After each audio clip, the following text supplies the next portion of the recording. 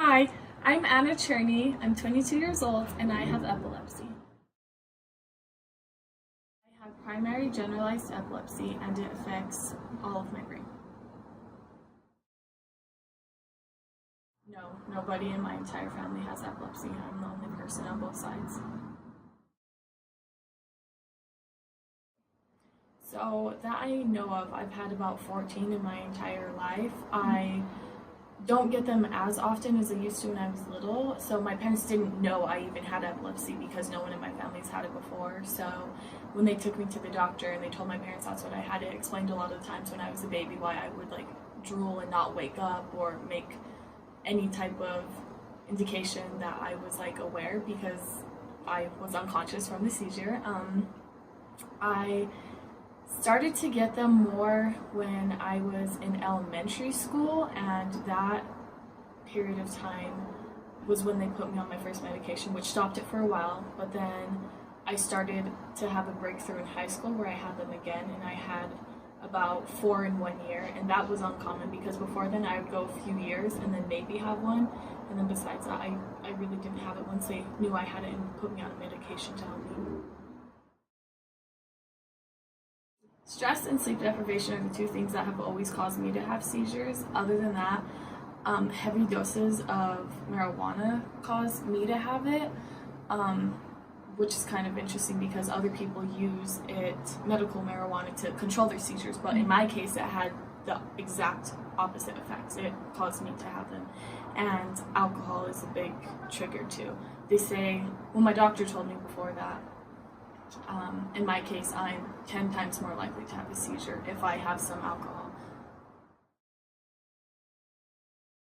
I try to get enough sleep, or as much as I can, as often as I can, because that is very important. And stress-wise, school can really stress me out because it gets pretty hard, so I try to not procrastinate too much because last-minute assignments are very stressful and worrisome, so I just take a breather as much as I can and try and relax, because if I get too tense and too worried, I can have one easily. So I just try and get good sleep, not stress as much, drink water, eat a healthy diet. A healthy diet's really important actually for people with seizures too.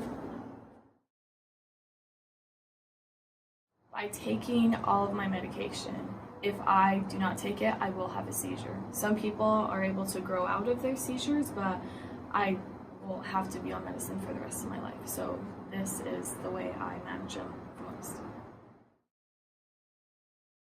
My side effects are memory loss, dizziness, fatigue, an out-of-body experience basically where I'm there but I'm not. I feel very uncomfortable when this happens, and I just kind of sit there and I seem like I'm zoning out, but I'm just not really aware of what's happening. And another one is tremors. I have really bad shaky hands, which is one of the medications I'm on. It helps for that, and that's why I like to hold my hands and not just hold them in the air because they tend to shake a lot. Whole life I never knew when I was going to have a seizure. It would just happen up until about a year ago when I had a breakthrough seizure. I felt like I ran into a brick wall and I had an immediate migraine out of nowhere, completely out of nowhere. It was just my head was hurting so bad, and then I went unconscious. And that's how all my seizures are. I go unconscious and I shake rapidly, and they usually last for about 5 minutes, and I foam at the mouth and my eyes will roll backwards, and my lips get a little blue, which is kind of scary for other people to see, but that's what happens before and during. And then after, when I'm coming out of it, I am very groggy and very sleepy, and if someone didn't try and wake me up, I would sleep for about 15 hours. I would be fine sleeping for that long, and then I'd wake up and I still have migraines for a while afterwards. So to school, epilepsy affects me in the way to where I'll get migraines extremely bad, to where I can't have a light on in the room. I can't be outside at all because my eyes cannot handle any type of light. I have to be in a pitch black room and no noise, no sound, as fast as I can, and I just can't be around people or else it's excruciating pain and it's very difficult to handle. So that affects me with not being able to go to my classes sometimes.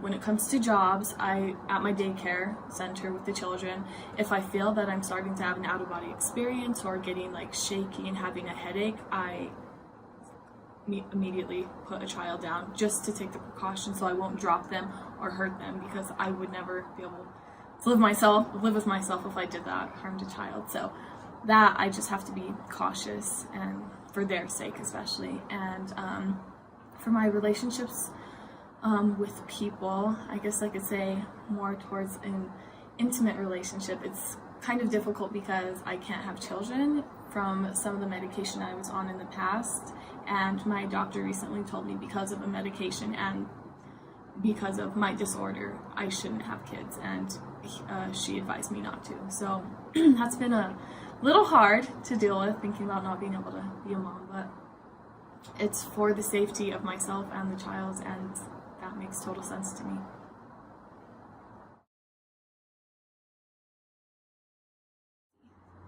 So I go to the gym and do endurance workouts because my bones are weaker because of this and the medications I'm on, so I try to stay healthy and fit enough to take care of myself.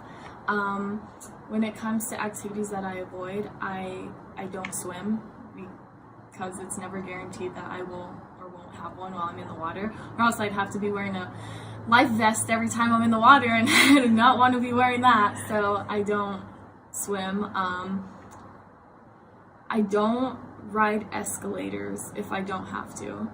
I don't cook over the stove for the fact that maybe I have one and then the house catches on fire because I'm not paying attention, like because I'm unconscious, or because I knock it over and it gets all over me. I don't drink, I don't party, I don't smoke, I don't stay up late. I don't surround myself with people who smoke weed because it will influence me now more. I've become more sensitive to it, so I try not to put myself around that. I avoid staying up late, kind of a party pooper.